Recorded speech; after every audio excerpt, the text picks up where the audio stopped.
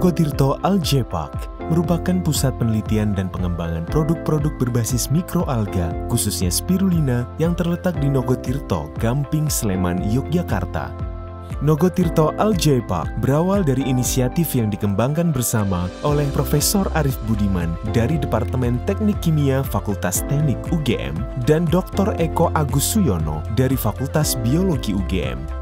Dengan difasilitasi oleh Pusat Studi Energi UGM, Algae Biorefinery Center, yang merupakan cikal bakal Nogotirto Algae Park, melakukan penelitian tentang mikroalga dalam skala laboratorium, mulai dari koleksi dan isolasi strain unggul mikroalga lokal, optimasi kondisi kultivasi, dan perancangan alat ekstraksi untuk memperoleh minyak dari kandungan biomasa mikroalga, yang dilanjutkan dengan transesterifikasi minyak alga menjadi biodiesel.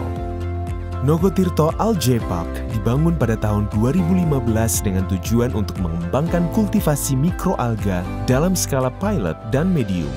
Saat ini Nogotirto Algae Park telah memiliki fasilitas kultivasi berupa 50 unit closed bubbling pond, 20 unit open bubbling pond, 2 open pond berukuran sedang, serta 2 open pond berukuran besar. Keseluruhan unit tersebut memiliki kapasitas total 70.000 liter yang akan menghasilkan sekitar 28 kg mikroalga kering apabila beroperasi pada kapasitas penuhnya. Dan di tempat ini pula beberapa dosen dan beberapa peneliti atau mahasiswa juga melakukan penelitian yang terintegrasi dari berbagai fakultas yang ada di Universitas Gadjah Mada maupun bersama mitra-mitra kami, baik itu mitra industri maupun mitra-mitra dari lembaga-lembaga penelitian. Salah satu mikroalga yang dikembangkan oleh Nogotirto Algae Park adalah spirulina. Proses kultivasi spirulina dimulai dengan isolasi dan pemuliaan bibit atau strain. Untuk selanjutnya, dilakukan pengembangbiakan dalam skala yang lebih besar di luar ruangan. Dengan penyesuaian kondisi pH dan tingkat salinitas, serta pemberian nutrisi yang terformulasi secara standar, Nogotirto Algae Park telah berhasil mengembangkan kultivasi spirulina pada skala menengah. Secara garis besar, kultivasi spirulina dilakukan dengan menaburkan bibit spirulina ke dalam media tumbuh berupa air yang sudah disterilisasi dan diatur kadar garamnya pada salinitas tertentu.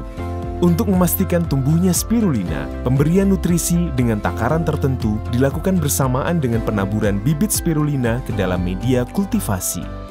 Secara rutin, kondisi kultivasi seperti pH, suhu, salinitas, dan kerapatan sel spirulina diamati dan dicatat. Pada hari ke-7, saat laju pertumbuhan spirulina sudah maksimal dan mulai menurun, pemanenan dilakukan untuk memungut biomasa dari spirulina. 1000 liter media kultivasi akan mampu menghasilkan 300-500 gram spirulina basah, yang apabila dikeringkan akan dapat menghasilkan 100-200 gram spirulina kering. Kandungan spirulina yang kaya akan protein menjadikan spirulina dapat dimanfaatkan sebagai sumber nutrisi, terutama untuk mengatasi defisiensi protein serta mempercepat proses pertumbuhan dan pemulihan kondisi tubuh. Selain itu, berbagai senyawa aktif di dalam spirulina telah terbukti mampu memberikan efek positif sebagai antioksidan, anti kanker, antidepresan, dan juga sebagai imunostimulan. Karena itu, dalam pengembangan produk akhir, Nogotirto Algae Park juga memfokuskan penggunaan spirulina sebagai produk nutrisi fungsional, suplemen herbal, dan juga kosmetika. Nah, salah satu potensi mikroalga itu adalah mengambil limbah atau mengolah limbah dan lingkungannya, baik itu limbah organik, limbah anorganik, yang bisa kita optimalkan untuk mengurangi persoalan-persoalan lingkungan. Saat ini Nogotirto Algae Park bekerja sama dengan beberapa BUMN seperti Pertamina dan Solusi Bangun Indonesia melakukan riset tentang pemanfaatan spirulina sebagai bahan bakar alternatif biojet fuel serta sebagai penyerap karbon dioksida yang diemisikan oleh industri dalam fungsinya sebagai carbon capture and utilization. Selain itu, Nogotirto Algae Park juga sedang mengembangkan prototipe seni instalasi berbasis teknologi photobioreactor mikroalga untuk dipasang pada ruang-ruang terbuka publik sebagai ornamen sekaligus berfungsi menyerap karbon dioksida serta mensuplai oksigen untuk lingkungan di sekitarnya. Dan kami juga tim para peneliti ini bekerjasama dengan salah satu industri yang ada di Cilacap untuk menyerap CO2 dari pabrik semen dengan menggunakan mikroalga ini. Dan inilah salah satu manfaat yang lain dari mikroalga, dia bisa menyerap CO2 baik dari satu industri atau dari lingkungan yang penuh dengan CO2.